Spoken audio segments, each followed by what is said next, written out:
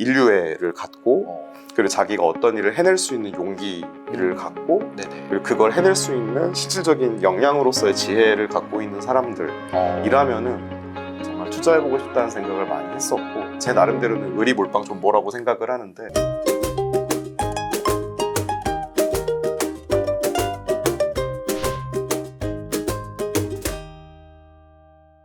투자하신 회사 중에서 또 되게 독특한 회사 하나 있는데 그거 이야기를 또 하면 좋을 것 같아요. 네, 하우스텝이라고. 아, 네.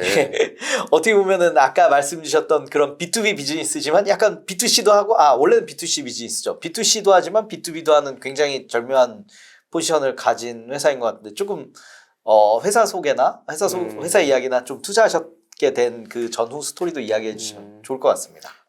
두 회사 얘기를 좀 같이 해야 되는데 네네. 그러니까 아까 뭐 언급됐듯이 제가 들어온 시기는 이제 B2C 커머스들은 좀 지나간 네네. 다음이었었고 남은 것 중에 뭐가 있을까를 보던 것 중에서 이제 그때가 이제 생활 서비스들 막 올라오고 할 때였었죠. 네네. 그래서 리빙 영역에서는 뭔가 있을 수 있겠다 해서 리서치를 하던 중이었었는데 네네. 이 회사가 재밌었어요. 네. 그래서 하우스텝을 하고 있는 정확히 법인명은 이제 주식회사 두 번째입니다만 네. 그 이승원 대표님을 만났을 때 일단 이분이 굉장히 꼼꼼한 사람이고요. 예. 좀 지독한 분이고 그렇죠. 이분이 주장했던 게 네네. B2C로 되게 좋은 시공 브랜드를 만들어서 그걸 바탕으로 바게닝 파워를 만들고 그걸 바탕으로 B2B로 넘어간다. 뭐 이런 로직을 아주 요약하면은 얘기를 하셨었고 네네. 그리고 제가 봤던 포인트 중에서는 예를 들어서 인테리어 시공을 하는 회사인데 뭐 도배벽지 장판 샤시 근데 요게 재밌는 게 네네. 표준화된 상품화가 안 돼요. 그렇죠. 대표적으로 퀄리티 컨트롤이 안 되는 네, 거죠. 네, 네. 근데 이게 저희가 동네 지물포를 가서 상담을 받으면 결국 그분들도 전화해서 반장님한테 다음 주 화요일에 시간 되세요. 뭐 벽진 이거 쓴대요. 그럼 반장님은 팀을 이렇게 모아와가지고 도제식으로 가르치면서 일을 하고 근데 와서 보니까 야 여기가 상태가 안 좋아. 그럼 갑자기 가격이 오르기도 하고 내리기도 하고 또 나중에 한 다음에 하자에 대한 문제도 엄청나게 크고 고객들은 큰 돈을 냈다고 생각하는데 그분들도 사실 그렇게 큰 돈을 버는 분들이 많진 않아요. 특히나 토탈 시공으로 넘어가면 더더욱 힘들고 근데 이거를 좋은 서비스로 바꿔내기 위해서는 첫 번째는 표준화를 해야 되고 두 번째는 이거를 매칭하는 문제가 아니라 누군가가 들어가서 직접 시공을 하면서 시공의 퀄리티를 바꾸고 신뢰도를 높여야지만 그 다음에 상품화가 돼서 커머스가 된다고 생각했어요. 되게 어려운 문제였어요. 근데 이거를 직접 시공팀을 꾸려서 물류 소싱부터 시작해서 자기네가 가서 다 뭐 문고리에다가 브랜드 걸고 주변 주민들 동의 받고 하는 것까지 직접 하는 회사가 있다라는 거는 사실 말도 안 되는 일이거든요. 얼마나 고될지도 맞습니다. 상상이 안 되는데 근데 그걸 하고 계셨고 생각보다 잘하고 계셨던 팀이었었어요. 그래서 이 팀이 이런 식으로 잘 성장한다면 결국 B2B까지 가겠구나라고 생각을 해서 투자를 했던 건이었었고 저희도 스타트업 보다 보면 많이 느끼지만 뭐 많은 팀들이 그렇죠. 보통 훌륭한 백그라운드를 가지고 똑똑한 분들이 사업을 하다 보니까 손에다 흙 묻히는 일들을 별로 좋아하지는 않거든요. 많이 안 하시죠. 앱 만들고 마케팅 잘해서 돌아가는 일들은 쉽게 접근할 수 있지만 내가 진짜 진흙탕을 기면서 뭔가를 바꿔나간다는 상상을 하긴 쉽진 않은데 그 일을 한다는 것 자체가 이제 허들이 되고 진입장벽이 되는 거라서 쌓아놓고 나면 이건 부러뜨리기 힘들 거다. 남들이 다시 와서 한다 그래도 고생을 이만큼 해야 된다. 라는 걸로 시작을 했던 투자건이었었고 그게 만약에 완성된다고 하면 우리가 정말로 온라인으로 뭐 그게 쿠팡이 됐든 뭐 어디가 됐든 저희 도배벽지 장판 이게 누르면은 다음 주에 와가지고 이틀 만에 시공 다 끝난단 말이야. 화장실 공사 3일이면 끝난단 말이야. 정찰로 얼마네. 누르면 결제하면 바로 날라오는 이런 것들을 하는 순간 저희가 약간 집을 퍼니싱을 하고 하는 문제도 더 쉬워지고 시장이 커질 수도 있다고 생각했어요. 그리고 이제 이렇게 중간단에서 어찌 보면 물류와 서비스 중간을 잡고 있는 회사가 인테리어의 인프라를 싹 잡게 된다면 이거에 대한 M&A 밸류도 충분히 갖게 되거든요. 이제 건자재 회사가 크고 앞으로 갈수록 작은 회사들이 많이 포진되어 있는데 이런 회사가 나온다고 하면 당연히 뒤에 있는 플레이어 입장에서는 이걸 잡아서 서비스 레벨로 넘어가고 싶을 테니까 근데 그런 밸류들도 존재한다고 생각을 투자를 했었던 건이었었고 여기서 이제 그게 워킹 한다는 걸 이제 발견을 하고 저희가 하우스텝 처음 투자했을 땐 연매출이 20억이 나왔나 안 나왔나 뭐 그랬던 것 같은데 뭐 지금은 이제 200억을 넘어가고 있으니까 그렇죠. 한 10배 정도 성장하셨고 그다음에 이제 B2B에서도 이게 워킹한다는 걸 보니까 아 이게 또 되는구나라고 생각해서 그 다음번에는 또 그 두 번째 이승원 대표님이 또 다른 분을 소개를 해주셨어요.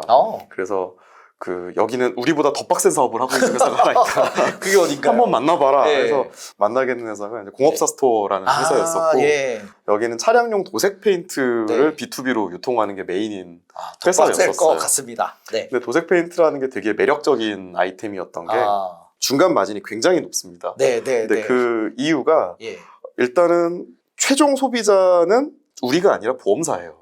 보험사가 돈을 내주시게 되고 중간 과정에서 도매상들이 이제 요걸 유통하는 과정에서 마진이 거의 100% 가까이 붙는데 그 이유가 페인트 제조사에서는 원색을 뽑고 중간에서 색을 만들어서 조색을 해서 공업사에 보내주게 돼 있거든요. 그래요? 아예 모르는 영역이라 저도 신기하네요. 거기서 나오는 그 재고 원물 재고에 대한 부담을 지고 조색에 대해서 보장을 하는 걸 권리로 중간 마진을 취하게 되어 있어요.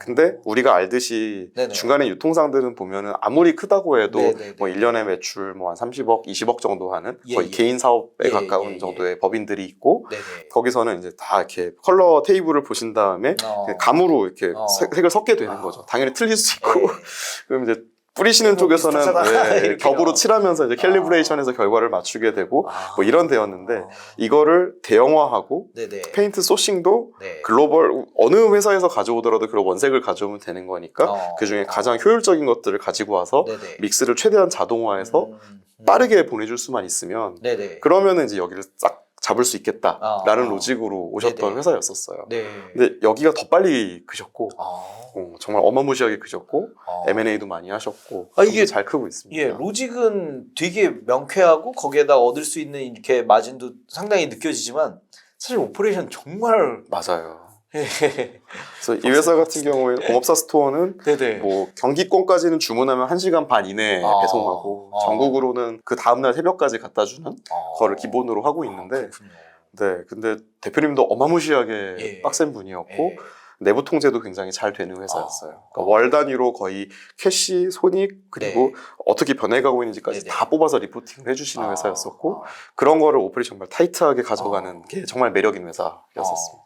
그럼 그분도 애초에는 저희 이승원 대표님처럼 이렇게 그쪽 백그라운드는 아니셨는데 이제 들어오셔서 액션을 하시는 건가요? 공업사 스토어 박서광 대표님은 백그라운드가 우리나라 큰 페인트 회사에서 세일즈로 시작을 하셨던 분이었었고 이 구조를 이해하시면서 본인이 직접 창업하겠다고 해서 처음에는 동네 그 페인트상을 직접 해보셨어요. 정말요? 빚 땡겨가지고 대출 받아서 시작을 해보셨고 그거를 본인이 원하는 스타일로 돌려보니까 이게 되는구나 하고서 대형화로 가게 됐었고요. 거기도 저희가 처음 투자할 때는 월 매출이 한 7억 원 정도 나왔던 것 같은데 지금은 30억 원 넘게 나오고 있고 이익도 내고 계시고 그런 회사입니다. 그 두 대표님도 약간 여기서 공통점을 뽑아내자면 뽑아낼 수 있을 것 같은 게 제가 알기로 하우스텝도 그 처음에 이 시장으로 진입하기 전에 그러니까 이거 온라인으로 벽지만 이렇게 좀 팔아볼까? 그래서 사실 회사 이름이 처음에는 두 번째 도배였던 걸로 알아요. 맞아요. 그래서 도배 이거 팔아볼까라고 하다가 두 번만 해달라는 이거 이제 되네라고 딱 가설 확인을 빡센 시장에 가설 확인하면서 이렇게 딱딱딱 들어가신 걸로 아는데 어떻게 보면 공업사 스토어 대표님도 처음에 자기가 잘 아는 영역이지만 이거 될까라는 걸 페인트 가게를 저희가 직접 차려서 운영까지 해보시고 이거 되겠네라고 하시면서 이렇게 들어가는 게 굉장히 인상 깊네요. 그래서 뭐 초반부에는 주로 기술 회사들 얘기했으니까 뭐 AI 반도체, 뭐 기업용 사스 회사, 뭐 모빌리티 얘기하다가 지금은 이제 도배벽지 장판에 페인트 얘기를 하고 있는데 투심할 때마다 그래서 그런 얘기도 들었어요. 이번에는 온라인 지물포에 투자하니 이번에는 페인트상이야.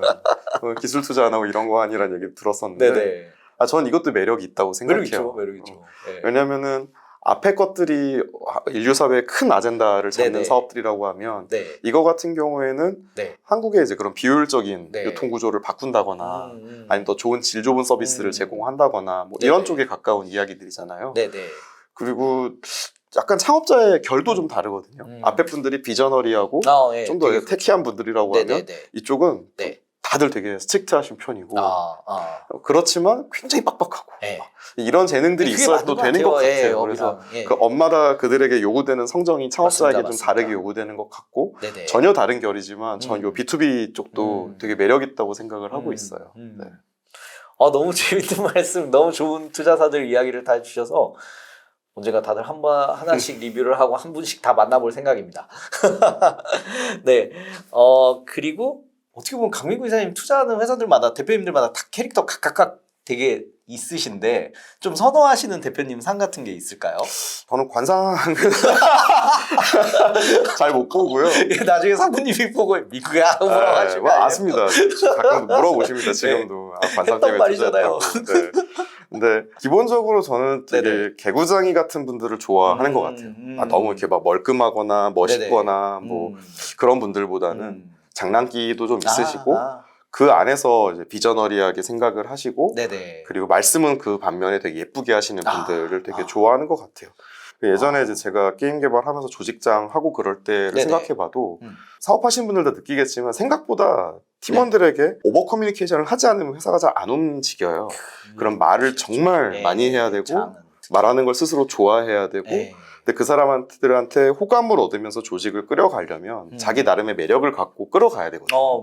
근데 어떤 분들은 너무 멋있어서 끌리는 사람도 있을 거고 어떤 사람들은 굉장히 이제 계산적이고 로지컬해서 끌리는 사람도 있을 텐데 제가 느낀 바로는 재밌어야 돼요. 그래서 항상 이걸 유쾌하게 생각하고 뒤에서는 정말 하드워킹하고 그런 걸 재밌게 하시는 분들이 좋은 것 같고 그리고 제가 갖고 있는 다른 기준 하나는 좀 이렇게 내재적인 거기는 한데 그 오즈의 마법사 보면은 거기에 나오는 나무꾼, 뭐 사자, 뭐 허수아비 이 친구들이 상징하는 게 하나는 이제 어떤 진실, 진리, 하나는 사랑, 하나는 지혜 세 가지를 얘기하거든요. 사실 이게 저는 많은 걸 포괄하고 있다고 생각해요 개인적으로. 그래서 인류애를 갖고 그리고 자기가 어떤 일을 해낼 수 있는 용기를 갖고 그리고 그걸 해낼 수 있는 실질적인 역량으로서의 지혜를 갖고 있는 사람들이라면은 정말 투자해보고 싶다는 생각을 많이 했었고 또 하나는 이제 저희 회사 스타일이 또 그렇기는 하지만 그런 회사들한테 집중적으로 투자해서 흩뿌리기보다는 그런 다음에 뭐 이제 리딩 투자해라, 뭐 선도적으로 해라, 이대주주를 해라 이런 얘기를 하시는데 이제 복잡한 얘기고 재미없는 얘기라서 제 나름대로는 의리 몰빵 좀 뭐라고 생각을 하는데 예, 재밌는데요? 의리로 계속 따라가고 몰빵하고 오랫동안 기다려서 결과를 내는 그런 투자를 좀 유쾌하고 재밌는 분들 하지만 선한 의지 갖고 있는 분들이랑 하고 싶다 뭐 그런 게 제가 사람들 보는 스타일인 것 같고 모럴리티나 이런 것들은 좀 예민하게 보는 편인 것 같고 당연히 정말 재밌네요. 어떻게 보면 약간 재밌게 표현을 해주셨지만 의리 몰빵 존버라고 했는데 사실 그거 이제 기간을 보면 아마 존버가 제일 길 거고 그러려면 말씀대로 아니 뭔가 독특한 것도 있고 의미 부여도 되고 재미라도 있어야 좀 우리가 버티면서 맞습니다. 이 험난한 거 같이 좀 가지 않겠냐 약간 이런 느낌으로도 될 수 있을 거다라고 생각이 듭니다. 어떻게 보면 그 약간 이야기해 주신 게 약간 좀 선한 개구쟁이 하지만 일은 하드워킹 이런 걸 굉장히 좋아하시는 것 같네요. 그리고 또 이제 팀들이 그렇잖아요. 뭔가 초기 팀들을 투자하고 나면은 고민을 많이 하시기보다는 움직이면서 고민하고 액션을 빨리 하고 그러려면 그런 조직 분위기라는 게 생겨야 되는데 딱딱한 분위기에서는 야 우리 저거 해보자 했을 때 사실 엉덩이들이 잘 안 움직이거든요. 그렇죠. 그러려면은 야 하자 가자 이런 분위기도 필요한 것 같고 그런 면에서도 저는 대표님들 역량 중에서 그런 매력이 의미가 있는 거예요. 물론 이제 그런 분들을 백업할 수 있는 첨예한 분들이 많이 계셔야 되지만 아무래도 창업자라고 하면 그런 매력들이 사람 끄는 데에도 확실히 주는 게 있는 것 같아요. 분명히 있는 것 같습니다. 거기에다 큰 비전도 어떻게 보면 자기는 그걸 믿으면서 계속 사람을 설명해야 되니까. 그 비전 문제도 참 골치 아픈데 양날의 검이거든요. 그러니까 현실적으로 회사를 현실적인 레이어에서 성장시켜서 뭐 국내에서 뭐 한 1,000억, 2,000억에 상장하겠다. 뭐 이런 것들은 사실 합리적이죠, 굉장히. 그렇죠. 근데 뭐 아까 뭐 싱가포르에서 라이드헤일링 사실 그건 한국 사람들이 뭘 하겠다는 등 뭐 아니면 슬랙보다 큰 회사를 만들기 위해서 소프트웨어를 진짜 오버 엔지니어링해서 만들겠다는 등 뭐 AI 반도체를 만들어서 엔비디아를 이겨보겠다 이런 이야기들은 사실 굉장히 큰 아젠다들이거든요. 그걸 해낼 수 있다라고 생각하는 그 자신감이나 매력들이나 정말 자금 조달이 가능하냐, 그 사람들이 하려는 전략이 그에 부합하냐, 그런 프로덕트가 나오냐, 뭐 이런 것들은 좀 어찌 보면 이제 로지컬한 영역이 좀 부차적인 것 같고. 근데 그 비전들을 가지고 오지 않으면 확실히 네네. 땡기진 않는 것 같아요. 아. 제 경험상으로는 이제 게임 회사를 다니고 네네. 일을 해보고 했을 네. 때 사실 뭐 예전에 그런 얘기들 많이 있었잖아요. 콘텐츠 수출 전체에서 뭐 게임 수출액이 영화 드라마 다 합친 것보다 훨씬 더 그죠. 위에 있다라고 이야기를 했던 네네.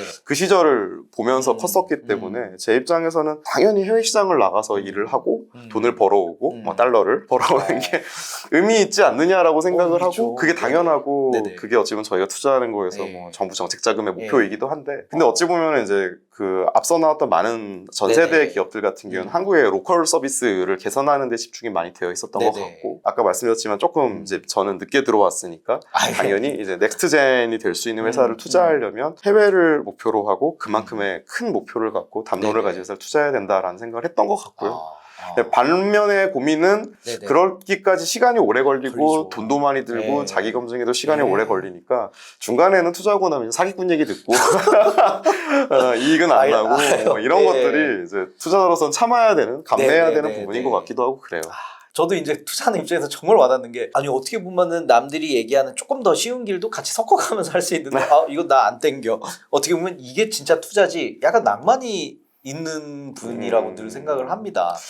근데 그것도 좀 다행이었을까요? 아니면은 감사하게 생각하는 부분은 네네. 다행히 이제 저희 하우스 같은 경우에는 네네. 뭐 잘하시는 분이 워낙 많이 계시고 수익 잘 내시고 하는 형님들이 많이 계시기 때문에 맞아요. 이제 그분들이 뭐 IPO 딜이든 후기 딜이든 워낙 잘 하고 계셨어요. 근데 이제 회사에서 필요한 어떤 스토리를 채우는 부분들 혹은 저희도 빅히트 성공을 보면서 네네. 정말 이렇게 굵직한 딜이 하나가 회사에서 나와줘야지 우리가 좀 다른 이야기들을 던지고 할 수 맞습니다. 있구나라는 거에 대한 저희 파운더 대표님이나 아니면 매니지먼트 레벨에서의 공감대가 있었던 것 같고 네네.